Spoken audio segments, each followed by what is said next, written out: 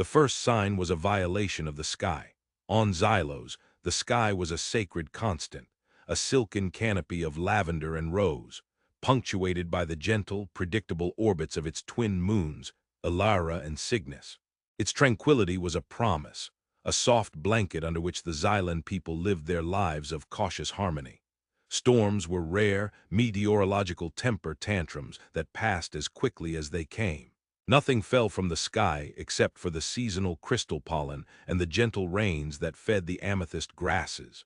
So when a star detached itself from the firmament, growing from a spark to a searing wound of fire, it was not merely an anomaly. It was blasphemy. Kale, a scholar of the third cycle, was charting the migration of shimmer moths near the crystal spires of Cathar when the event occurred. Unlike most of his people, Kale's curiosity often outweighed his ingrained, species-deep caution. The Xylans were a prey species, a fact encoded in their very biology. Their slender, elongated frames were built for swift, silent movement through the dense, fungal forests. Their large, expressive eyes were set on the sides of their heads, granting them a panoramic view that was perpetually scanning for threats. Their society was built around the refuges, vast, subterranean warrens carved into the planet's bedrock, offering safety from the things that hunted in the twilight hours. Fear was not a weakness to the Xylans. It was a virtue, a survival tool honed over millennia. But Kale possessed a flaw or perhaps a mutation of the spirit. He was drawn to the unknown, a trait that had earned him many a concerned chiding from the elders, particularly Rorik, the stern keeper of traditions. He watched, his tripartite heart thrumming a panicked rhythm against his ribs as the firestar descended. It did not streak across the sky and burn out like a meteorite. It slowed, stabilized, and fell with a terrifying purpose toward the gray plains, a desolate expanse forbidden to all but the most desperate foraging parties. It was the prime hunting ground of the Scorn. The Scorn. The name was a harsh whisper on the wind, a creature of fang and claw that embodied the planet's primal dangers. They were pack hunters, quadrupedal predators with sinewy bodies, chitinous plating along their spines, and jaws that could shear through the crystalline bark of the native flora. They were the reason the refuges existed, the reason Xylan children were taught to fear the falling of the shadows. The falling star disappeared behind the horizon, and moments later, a low, guttural tremor vibrated through the soles of Kale's feet. It was not the sound of an impact, but of a settling. He stayed frozen for a long time, his wide eyes fixed on the distant plume of dust rising into the lavender sky. His instinct, the collective voice of a billion ancestors, screamed at him to flee, to seek the deep, comforting dark of the refuge. But the scholar in him, the flawed and curious part, whispered a different command. Observe, for the next 3 rotations, the gray plains became a source of intense debate and terror within the grand refuge of Xylos Prime. High Elder Lyra, whose wisdom was said to be as deep as the burrows she governed, preached caution. "We do not know what has come," she addressed the assembled council, her voice a soft, resonant hum that calmed the most agitated spirits. "It is a seed of metal, not of life as we understand it. It is silent. We will watch. We will wait. To act from fear is to act blindly." Rorik, his rigid posture a testament to his unyielding beliefs, disagreed. "It has landed in the heart of the Scorn's territory. It is a beacon for destruction. The vibrations alone will draw them in, and their frenzy will spill over into our foraging grounds. This thing is a harbinger. We should seal the outer passages and wait for it to be consumed." Kale, granted a rare opportunity to speak due to his proximity to the event, offered a third perspective. "It did not crash, High Elder. It landed. The descent was controlled. The energy it expended was immense but focused. Whatever it is not a mindless rock. It is technology, and it is silent now. But for how long?" Lyra considered this, her gaze distant. She valued Kale's insights, even if Rorik dismissed them as youthful folly. She decreed that a remote optical drone, a tiny, insect-like device, would be dispatched to observe the metal seed. It was a compromise, an act of caution tempered by Kale's insistent curiosity. The images the drone sent back were baffling. The object was a vessel, scarred and pitted from its journey through the void. It was immense, a sleek, dark teardrop shape that seemed to absorb the gentle light of the Xylan sun. A ramp had lowered from its belly, a stark, geometric wound in its smooth hull. And then they appeared. The creatures that emerged were monstrosities of form and function. They were bipeds like the Xylans, but there the similarity ended. They were thick, dense beings, moving with a ponderous gait that suggested immense weight. They were encased in strange, bulky skins that shimmered unnaturally. But it was their heads, their faces, that sent a wave of primal terror through the Xylan observers huddled in the viewing chamber. Their eyes. They were small, disturbingly bright, and set close together in the front of their faces. Binocular vision. The vision of a hunter, the gaze of a scorn. When one of them turned its head, its entire body had to follow, a clumsy, inefficient movement compared to the Xylan's fluid, panoramic awareness. Yet that focused, predatory stare was utterly terrifying. They are blind to their surroundings, Rorik scoffed, though his voice trembled. They can only see what is directly before them. A child could sneak up on them. Or, Kale whispered, mesmerized, they have no need to watch their backs. They fear nothing that might be behind them. Over the next few days, the Xylans watched the beings they came to call the Deathworlders, a term Kale coined after analyzing the extreme G-forces and atmospheric burn their ship had endured. There were 3 of them. One, who seemed to be the leader, moved with an air of authority, directing the others with sharp, clipped gestures. She was Captain Eva Rostova, a woman whose pragmatism had been forged in the crucible of 100 unforgiving star systems. The second, Dr. Aris Thorn, was more measured, constantly observing the Xylan flora, kneeling to the ground, his movements filled with a strange reverence that the Xylans found confusing. The third was a shadow, Elias Vance. He rarely spoke, moved with an unnerving silence for a creature so bulky, and carried a long, metallic object in his hands at all times.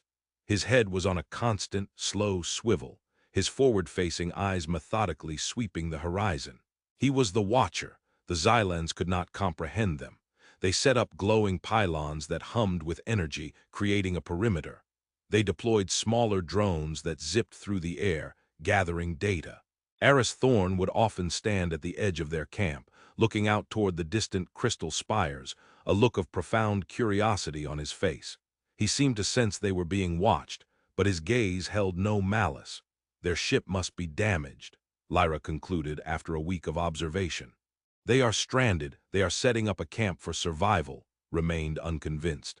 They are an infection. Sooner or later the planet will send its antibodies, the scorn will come, and we will see what these clumsy, forward-eyed creatures are truly made of. Rorik's prediction came to pass on the 9th rotation. As the twin moons began their ascent, casting long, eerie shadows across the plains, the hunting calls began. It started as a single, piercing howl from the rocky crags to the east, a sound that made every Xylan in the refuge flinch. Another answered from the south, then another, until the air was thick with the promise of violence. On the drone feed, the Xylans saw them, a pack of 12 scorn emerging from the gloom. They moved with a liquid grace, low to the ground, their multifaceted eyes glowing with a feral hunger. They fanned out, circling the Deathworlders' camp, their movements a perfectly orchestrated dance of death. Inside the viewing chamber, a collective gasp went through the assembled Xylans. This was it, the end of the strange visitors. There was a grim satisfaction on Rorik's face. Kale felt a pang of something, pity, disappointment. He wasn't sure. The humans' reaction was not what they expected. There was no panic, no retreat into their metal seed. Instead, the one called Rostova spoke into a device on her wrist. The shadow, Vance, nodded once. He walked to the edge of the humming perimeter, the long metal object held ready. The other 2 took positions behind him, watching. The Alpha Scorn, a massive brute with scarred chitin, lowered its head and charged. It was a blur of speed and aggression, a living projectile aimed at the heart of the camp. The Xylans braced for the inevitable spray of gore, the tearing of flesh. Instead, a thin beam of incandescent light, impossibly fast, shot from the end of Vance's weapon. It struck the Alpha Scorn in the chest. There was no explosion, no grand spectacle. The creature simply stopped. It stood motionless for a second, a look of confusion in its feral eyes, before its legs buckled and it collapsed into a heap on the dusty ground. It did not twitch, silence. The other Scorn skidded to a halt, their bloodlust replaced by a sudden, palpable uncertainty. Another one, braver or stupider than the rest, let out a snarl and darted forward. The beam of light lanced out again.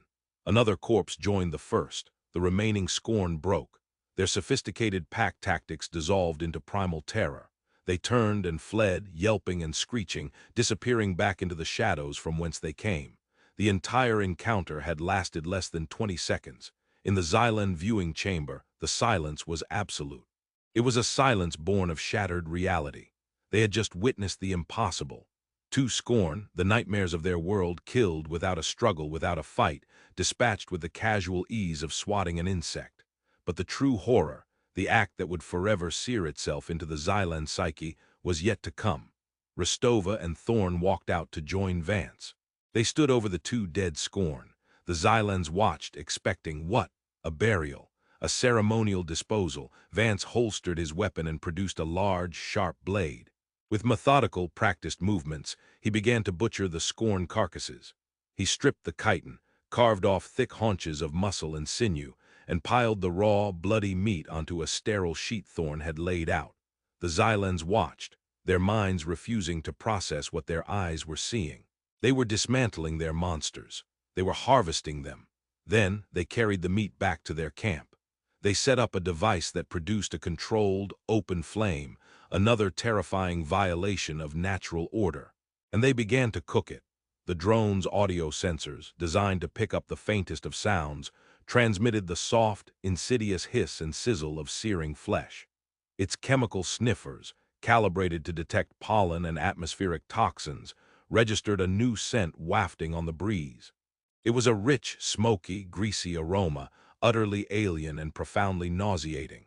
It was the smell of cooked predator. In the viewing chamber, one of the younger Xylan observers retched, emptying the contents of his stomach onto the crystalline floor. Rorik stared at the screen, his face a mask of gray disbelief.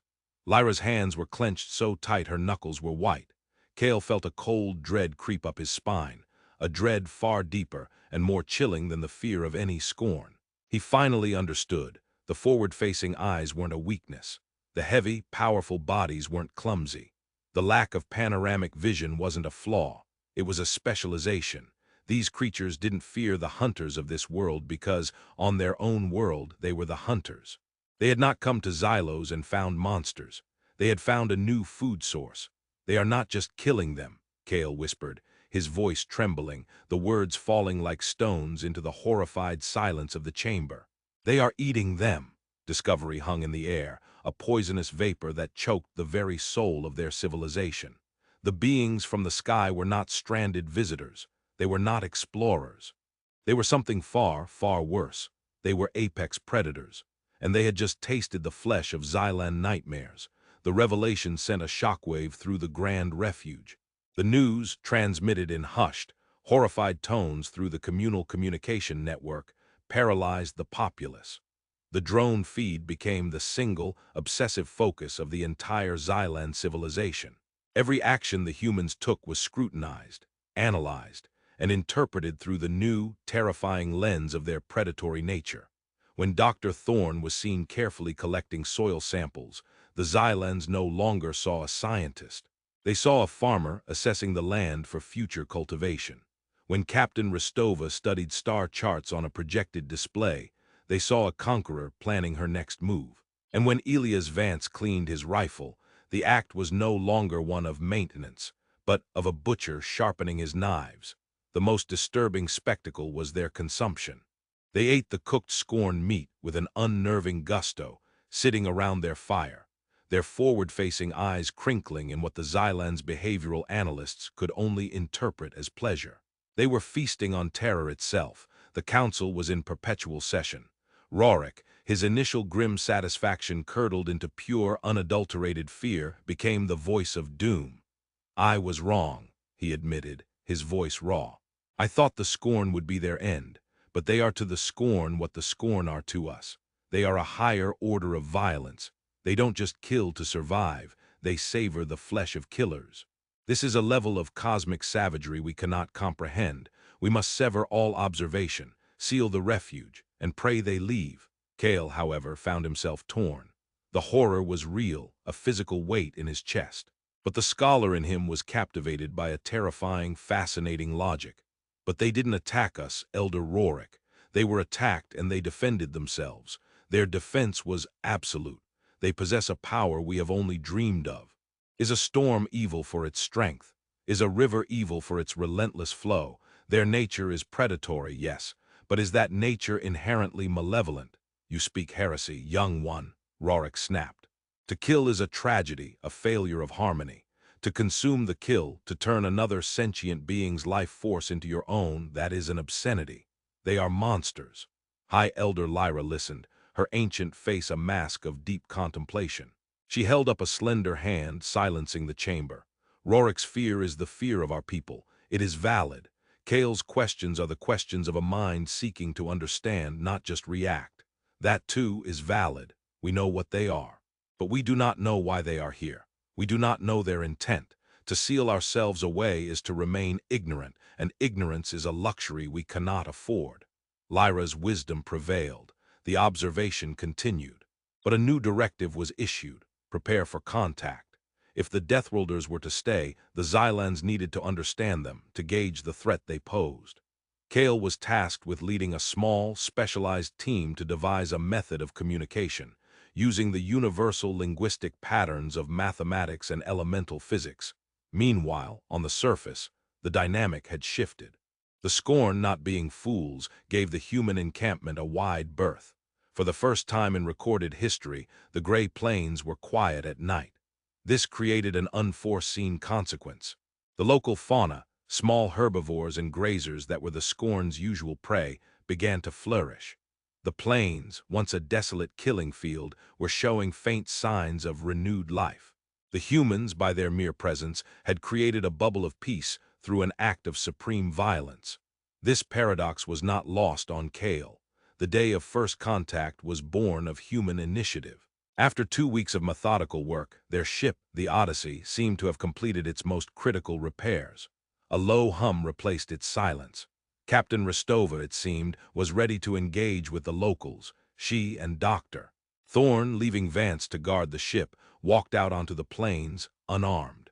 They headed not for the Grand Refuge, whose location was still hidden, but toward the crystal spires where Kale had first seen their descent. It was a clear gesture. They are coming for us, Rorik warned Lyra. It is a trap, or an invitation, Lyra countered. She made a decision that shocked the council. I will go, and Kale will accompany me. We will meet them on neutral ground. The meeting took place in a grove of pulsating violet flora. The air hummed with the energy of the crystals.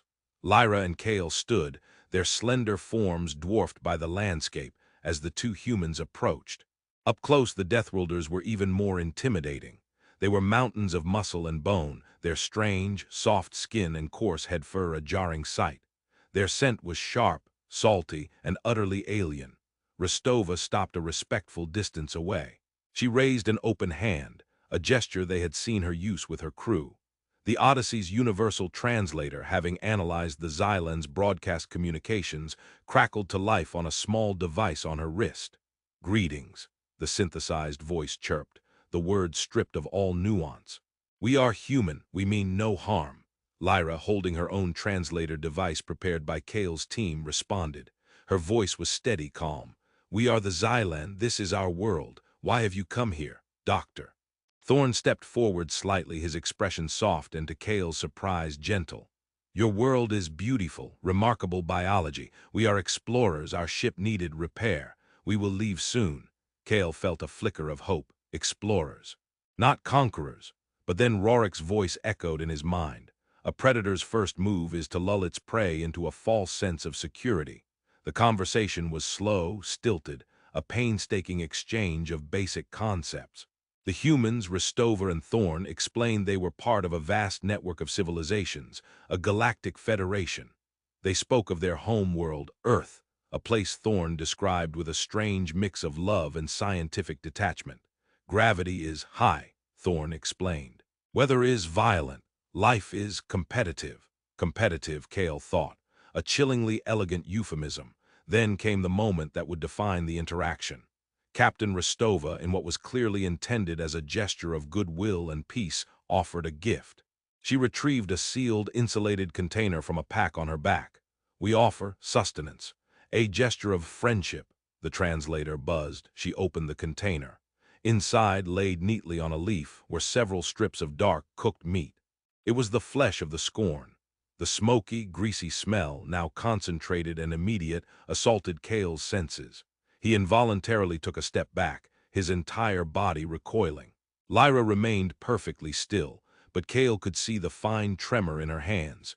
They were being offered the cooked flesh of their planet's terror, presented as a peace offering. The cultural chasm was no longer a gap. It was a void of infinite, horrifying depth. Lyra, with a grace that Cale would admire for the rest of his life, did not scream. She did not run. She simply inclined her head. "Your generosity is noted. Our biology is different. We cannot accept." A flicker of confusion crossed Restova's face. She looked at Thorn, who gave a slight, almost imperceptible shake of his head. He seemed to understand on some level that a line had been crossed. "We understand," Restova said, sealing the container. "We apologize if we offend." The meeting concluded soon after. Lyra and Cale retreated to the safety of the refuge, the scent of cooked predator clinging to their senses like a shroud. Back at the human camp, Restova tossed the container onto a table. "Well, that was a bust. They looked at the jerky like I'd offered them a plate of poison." "Eva, think about it from their perspective," Aris Thorn said, his voice low and troubled. He was pacing the small command center of the Odyssey. "We've been monitoring them. They're a prey species. Their entire society is built around avoiding predators like the Scorn. We show up, kill their boogamen with casual efficiency, and then barbecue them. Offering them that meat wasn't a gesture of friendship. To them, it must have been like us being offered a nicely grilled steak by a friendly-looking T-Rex." Restova sighed, running a hand through her short-cropped hair. She was a captain, not a diplomat. Her priorities were the safety of her crew and the integrity of her ship. "It's just protein, Aris. We're on a foreign world, supplies are finite. The local fauna is a viable resource." "It was logical." "Doesn't build bridges," Aris countered. "We just presented ourselves as the galaxy's most terrifying gourmands. We've confirmed their worst possible fears about us. They're not just scared of us anymore. They're fundamentally repulsed by our nature." Elias Vance entered the room, his movements silent. He had been listening from the doorway. "The threat analysis is simple," he stated, his voice a flat monotone. "They are non-hostile, low-tech. Fragile, the local predators were a moderate, containable threat. The primary mission is complete. The drive core is realigned. We can leave whenever you give the order, Captain." "We can't just leave," Aris insisted. "We've shattered their worldview. We have a responsibility, a first contact duty to mitigate the damage." "Duty is to our mission," Restova said, her gaze firm. "But you're right, Aris. The optics are bad. We'll stay for a few more rotations. Try to establish a more palatable dialogue. No more gifts of cooked monster meat." "Agreed." Aris nodded, though the troubled look didn't leave his eyes. He looked at the view screen, which showed a magnified image of a Xylan dwelling, a graceful structure woven from living wood. He felt a profound sense of sorrow. He had come to study a new world, and in the process, he may have broken it. Down in the Grand Refuge, the debate raged with renewed fire. Cale's report of the peace offering had thrown fuel on Rorik's pyre of fear. "They tried to feed us the dead. They tried to make us cannibals of their own kills." Rorik's voice echoed through the council chamber. "They are defilers, corruptors. They are not merely predators. They seek to make us predators as well. They must be destroyed." "They did not understand, Rorik," Cale argued, his voice strained. "It was a mistake, an act of profound ignorance, not malice. They do not perceive the world as we do. To them, the Scorn was not a symbol of terror. It was simply meat." The concept was so alien, so fundamentally twisted from the Xylan perspective, that many in the council could not grasp it. Life consumed plants and fungi. That was the cycle. The sun fed the plants fed the Xylan. The Scorn were an aberration, a destructive force that broke the cycle. To consume that force was to ingest chaos itself. "They have broken the harmony of the plains," Lyra stated, her voice cutting through the noise. "But is the new harmony better or worse? The Scorn are gone. The small grazers return." Is the peace brought by a predator's presence less valid than the peace of a predator's absence? Her philosophical question hung in the air, a complex tapestry of thought that few were equipped to unpick. They were a people of absolutes. Safety and danger, harmony and chaos, life and death. The humans represented a gray area so vast and murky it threatened to swallow their entire philosophy. And then, the planet rendered their debate moot. It started with a tremor deeper and more powerful than the one from the Odyssey's landing. It was a low, resonant thrum that came from the deep earth, a groan from the planet's very bones. The crystals in the refuge flickered, their internal light dimming and pulsing erratically. On the surface, the ground of the gray plains began to crack. A fissure miles long split the earth. It wasn't an earthquake, it was a burrowing. Something was rising. The humans' long-range sensors shrieked in alarm. Massive biological reading, Vance reported, his voice for once laced with a hint of tension. Subterranean. It's huge, Captain. Orders of magnitude larger than the Scorn. The Xylans needed no sensors. They had legends. Ancient stories told to frighten children, tales of a creature so vast and terrible it was spoken of only in whispers. A primal entity that slumbered for centuries, awakened only by great disturbances.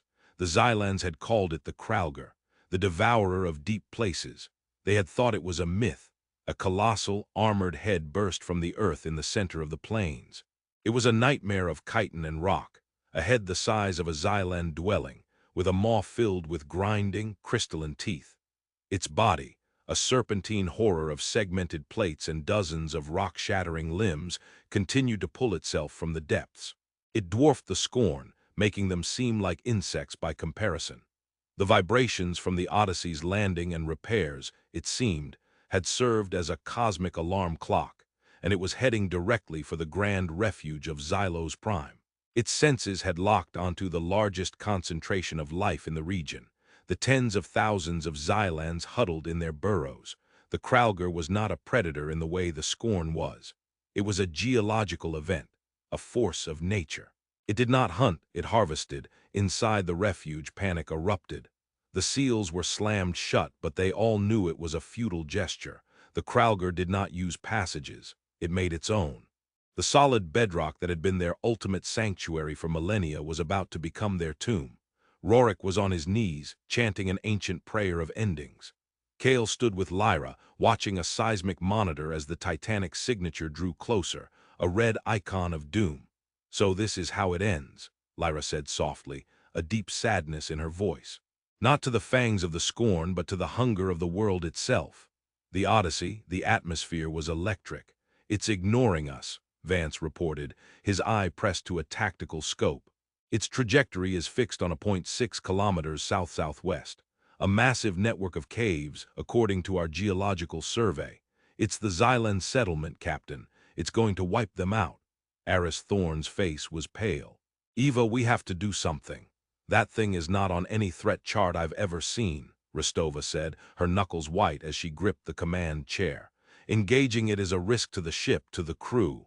We are the only ones who can stop it," Aris pleaded. "They are going to be buried alive. Is our non-interference policy so absolute that we'll watch a civilization be extinguished?" "It's not our fight," Rostova shot back, her voice tight with the strain of command. The pragmatic captain was at war with the human being. Leave and they were safe. The mission was complete. Stay and they could die for a species that was utterly terrified of them. Elias Vance spoke, his voice cutting through the debate. "Captain, that creature registered our ship's energy signature.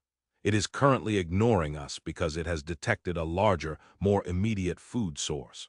Once it has consumed the Xylan population, its next logical target will be the only other significant energy source in this region. Us, from a tactical standpoint, letting it feed only allows it to approach our position unopposed. Neutralizing it now, at a distance, is the most logical course of action for our own self-preservation." He had given her the out she needed. A cold, logical, tactical reason to do what the humane part of her was screaming to do. Rostova's eyes hardened. The decision was made. "Vance, arm the dorsal turret with a kinetic penetrator. Target the creature's central mass. Aris, get the medical bay ready. We're going to war." The top of the Odyssey split open, and a weapon far larger and more terrifying than Vance's rifle rose from its interior. Inside the refuge, the Xylans could only listen as the ground shook with the rhythmic, thunderous footsteps of their doom. The outer walls of the refuge began to crack and groan. Dust rained from the ceiling. Then, a new sound split the air. A deafening, high-pitched scream of tearing metal, followed by a sonic boom that vibrated through the very stone. The Kralger, just as it reared up to smash its colossal head into the earth above the refuge, staggered. A massive, gaping hole glowing with heat had appeared in its side. From their viewscreen, the humans watched the impact.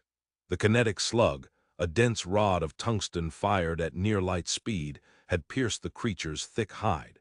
It roared, a sound that shook the mountains, and turned its furious, multifaceted eyes toward the Odyssey.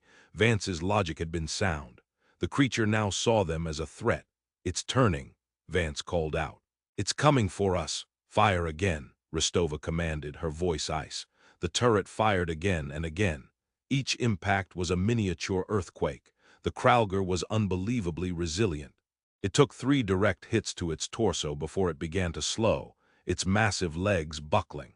It thrashed in agony, leveling acres of the gray plains, its death throes reshaping the landscape. A 4th shot struck it at the base of its skull-like head. The creature shuddered one last time and then collapsed, its immense bulk crashing to the ground with a force that cracked the Odyssey's viewscreen. Silence descended. It was a profound, ringing silence, broken only by the hiss of cooling metal from the ship's turret and the distant crumble of displaced rock. Inside the Grand Refuge, the shaking had stopped. The Xylans, huddled in the darkness, dared not move. They waited for the final, crushing blow that never came. Minutes stretched into an eternity. Finally, Lyra gave the order to unseal the optical drone shaft. A single drone rose to the surface and transmitted an image back to the main chamber. The screen flickered to life, showing the scene of utter devastation on the plains. And in the middle of it all, the colossal, steaming corpse of the Kralger, the myth-beast, lay slain. Standing near its head, tiny by comparison but radiating an aura of impossible power, was the human's metal seed, the Odyssey. The Xylans had been cowering in their deepest burrows, praying for an end to their terror. And on the surface, the creatures they had labeled as monsters, the eaters of fear, had fought and killed a god. The aftermath was a world remade. The corpse of the Kralger was a new mountain range on the gray plains, a monument to an impossible battle. Its slow decay would enrich the soil for generations. The silence of the plains was no longer just the absence of the scorn. It was the absence of a threat that had lingered in the collective subconscious of the Xylan race for eons. They were, for the first time in their history, truly safe, and they owed it all to the Deathworlders. This fact did not bring comfort. It brought a crisis of identity so profound it threatened to shatter their society more effectively than the Kralger ever could have. They had been saved by the very thing their philosophy defined as a destructive principle. It was as if a fire had put out a flood, leaving the survivors to wonder if they should now worship the flame. The humans did not celebrate their victory. To them, it had been a pest control operation on a grand scale. They took samples from the Kralger's corpse, flesh, chitin, neural ganglia, with the same dispassionate curiosity Aris Thorn had shown the local flora. To the watching Xylans, this clinical harvesting of their slain god monster was perhaps the most terrifying act of all. It confirmed that even a creature of mythological power was, to the humans, just another biological specimen, another potential resource. A week after the battle, Captain Rostova sent another message. Her ship was fully repaired. They would be leaving. She requested one final meeting. This time the entire Xylan Council, Lyra, Kale, and even a humbled, shell-shocked Rorik, went to the surface to meet them. The human trio stood before them, not as strangers, but as beings who had irrevocably altered the destiny of their world. "Our time here is over," Rostova's translator announced. "We hope our presence has not caused lasting harm." The understatement was so immense it was almost comical. Lasting harm. They had upended reality itself. Lyra stepped forward, her gaze meeting Rostova's. For the first time, she did not feel fear when looking into those forward-facing eyes. She felt a dizzying, terrifying awe. "You have destroyed the great devourer," Lyra stated, her own translator rendering the words. You have ended a cycle of fear that has bound our people for 1,000 generations. We do not have words for this. It was a threat, Rostova replied simply. To you and to us. Its removal was necessary. Necessary. The word hung in the air. Not heroic, not glorious. Necessary. The cold pragmatism of the ultimate predator. Dr. Thorne stepped forward, his expression filled with a genuine, sorrowful empathy that resonated with Kale. Our nature is different from yours. Our world forged us in fire. We hunt, we consume. It is part of our biology. It is not born of malice. I hope you can understand that. Rorik, for the first time, spoke directly to the humans. His voice, once full of righteous fury, was now quiet, laced with a bewildered reverence. You eat monsters. Elias Vance, who had remained silent through every interaction, finally offered a response. His voice was gravelly, unused. On our world you learn to eat the monsters or the monsters eat you. There is no other way. And with that, the fundamental truth of humanity was laid bare. It was not a choice. It was a billion-year-old evolutionary mandate. The humans departed. The Odyssey rose from the plains, not with the fire and fury of its arrival, but with a silent, graceful power. It ascended into the lavender sky, shrank to the size of a star, and then vanished. They were gone. But their presence was etched into the soul of Xylos forever. The final act of the drama unfolded in the High Council chamber, beneath the shadow of the slain Kralger, visible even from the refuge's highest viewing ports. The Xylans were part of a loose confederation of peaceful species, a galactic concordance that shared information for mutual protection and understanding. By treaty, they were obligated to report any new sentient species they encountered. The debate over the content of this report was the most important in their history. We must warn them, Rorik argued, his voice heavy with the weight of his conviction. He was no longer speaking from fear, but from a newfound, terrible clarity. We must tell the galaxy the truth. We have encountered a species that stands at the apex of predation. Their technology is an extension of their will to dominate. Their pragmatism is a blade that cuts through all morality. They are a force of nature more potent and dangerous than any we have ever known. To encounter them is to risk being saved by them, and that salvation is a terrifying thing. The Concordance must be warned to stay away from them, for their own good. Kale, his mind still reeling from the philosophical vertigo, offered the counterpoint. Warn them or herald them. Rorik is right. They are dangerous. But their danger is a tool they wield with incredible precision. They did not attack us.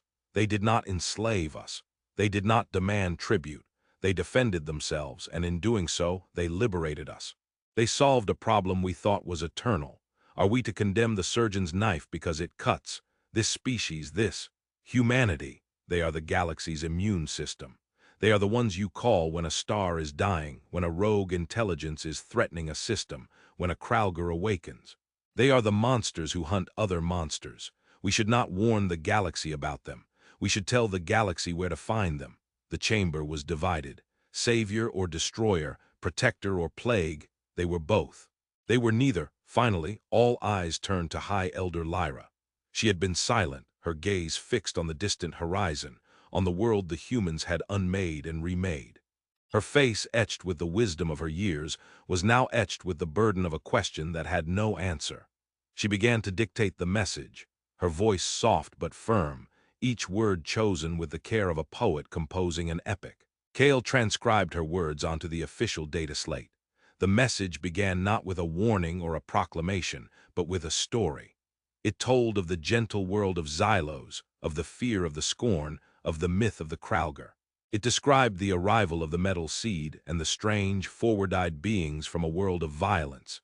It detailed, in objective, clinical terms, the effortless slaughter of the scorn, the butchering, the cooking, the horrifying offer of friendship through shared consumption. It painted the humans as the ultimate unthinking predators, a force for whom the line between life and resource was terrifyingly blurred. Then, the message changed tone. It described the awakening of the Kralger, the apocalyptic terror, the certainty of their own extinction. It recounted the humans' battle against the beast, describing their awesome power not as an act of aggression, but as a precise, calculated response to an overwhelming threat. It painted them as reluctant saviors, as beings whose violent nature, when turned outward, was the most effective shield a civilization could ask for. The report concluded not with a judgment, but with a paradox, a question aimed at the heart of the galactic concordance itself. Lyra's final words, sent out across the silent void of space, were these: to the members of the galactic concordance. We have made contact with a new species. They call themselves human. They hail from a death world of profound violence, and they are its perfect inheritors. They have consumed the predators of our world as sustenance, and have slain our planet's greatest terror to ensure their own safety. They are beings for whom the act of killing is as natural as breathing. They are the most dangerous and terrifyingly capable species we have ever encountered. They have saved our civilization from an extinction-level event. We are now, and perhaps forever, in their debt. Our report is therefore a query, for we lack the philosophical framework to provide a conclusion. We have met a race of saviors who embody the very essence of destruction. We ask for your counsel, for we are unable to determine the truth. Should we praise them as the ultimate protectors, or should we warn you of the coming of the ultimate predators? Are they the shield of the galaxy, or are they its most finely crafted sword, waiting for a hand to wield it? We do not know if we have been saved, or if we have merely been spared. We await your judgment. The message was sent. In the silence of the chamber, Kale looked at Lyra. Her eyes were still fixed on the horizon, toward the empty space where the human star had vanished. On her face was an expression he had never seen before on any Xylan, a mixture of profound gratitude and absolute, soul-shaking terror. The age of fear was over. The age of awe had begun, and no one knew if it was a blessing or a curse.